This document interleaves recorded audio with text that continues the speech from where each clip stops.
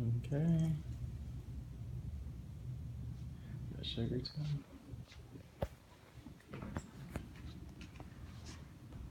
Okay, so starting with Brianna, um, pretty much your speech was the polar opposite of mine, and I really liked how you incorporated both the positive and negative sides of the story, but then at the same time, that kind of can be used as a counter argument, which my argument was, you said that the more you play video games, the less time you spend outside doing physical activity, which I do agree with. But what my standpoint was pretty much if there's a proper balance of doing this, then that kind of negates that point that you made. I think a lot of the negatives that are mentioned could be turned into positives if you do it with the correct balance, which comes in with parenting, like limiting the amount of times you play games.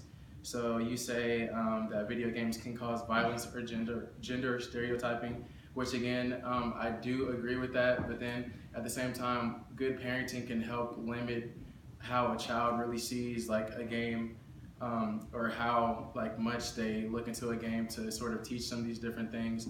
Like violence is a big thing in video games. That's why there's different ratings. And if a parent limits their child from getting, you know, a rated R game or a rated M game for kids who are 17 and older, then I'll help limit them seeing violence with blood and gore inside of it. And then gender stereotyping, that's kind of a social issue, which I do believe is present in video games. How females, like you say, have less clothing in video games. But then again, like if these children are taught the correct things, then I don't think that a video game is going to completely control what they feel as a gender stereotype. You say games are relaxing to do, which I do agree with, of course. That kind of helps, you know, empower what I was saying, that games are positive.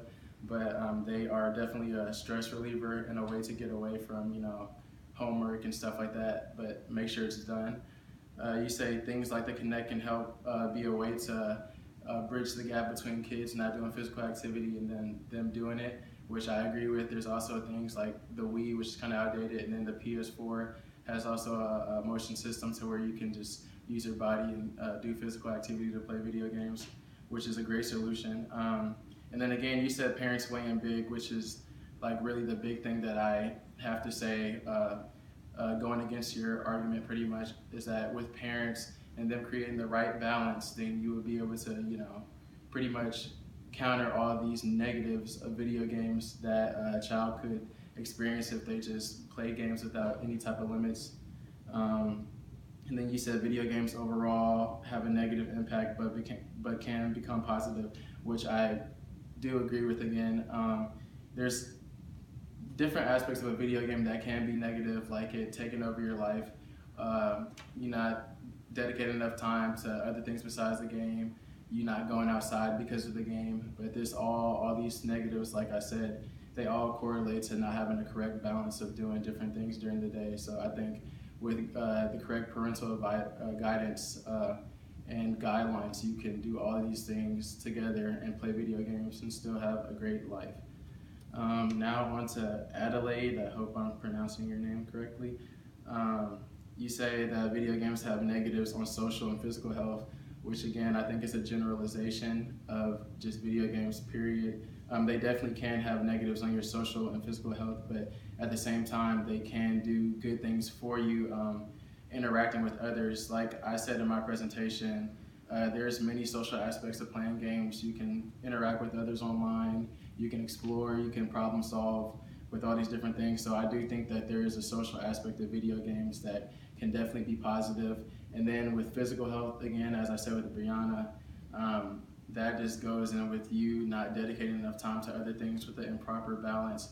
So I think that instead of like a hasty generalization, you could have said more like the physical health aspect is only a problematic whenever you're spending too much time on video games.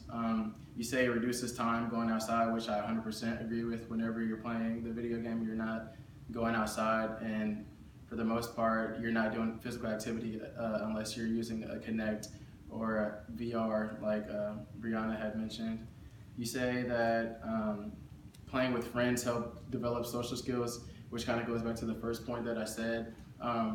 when you said that, you meant like playing outside and not on the video game, but in fact, you can play with friends on the video game. And honestly, from personal experience, that has developed social skills with me. Of course, I've had friends that are not on the video game. Most of my friends are not on the video game, but I can attest to that there's a lot of people that I have met online who I've become good friends with, and developed different friendships and my social skills as well. One of the things that I thought was really good that you said that kind of goes against playing video games a lot is that it can cause seizures and muscular disorders due to bad posture. So of course, yeah, like video games have a lot of flashy and bright lights, and there's different warnings before the game that says like this could cause a seizure. And then like something I really didn't think about, but it's definitely true, is that if you are slouched over playing video games a lot, it can really like disorder your posture, and it can give you like scoliosis actually, and it can really hurt your back. And I think sort of I have a bit of personal experience with that. Like if I just sit in one position too long, then my back will hurt or something like that. But that's definitely something to think about, because muscular and skeletal disorders due to video games, you stated some source, but if that really is accurate, then that's definitely something that parents should look out for, and people who play video games should think about before they're just gonna slouch over. But there are gaming chairs and things to make it more comfortable to where you're not doing that, but that's definitely a hazard of playing video games. And then you said to reduce the playtime of video games, which I sort of agree with. I'm probably middle of the road on that one. Pretty much for that, I think, again, like I've been reiterating the whole time, is just the proper balance. So a lot of people might spend more time playing video games if it allows and it's healthy to their lifestyle. There's people that are making money playing video games, streaming and making videos on YouTube. So I think those type of people, of course, can dedicate way more time to a video game if it's actually helping improve their life and it's actually something that they can do towards their livelihood. But then if you're, in school and you're not dedicating time to schoolwork and homework and going outside, extracurricular activities, then you definitely need to reduce the playtime of video games. So I think it's just definitely dependent on where you're at in life and what you are doing at the time. So, yep.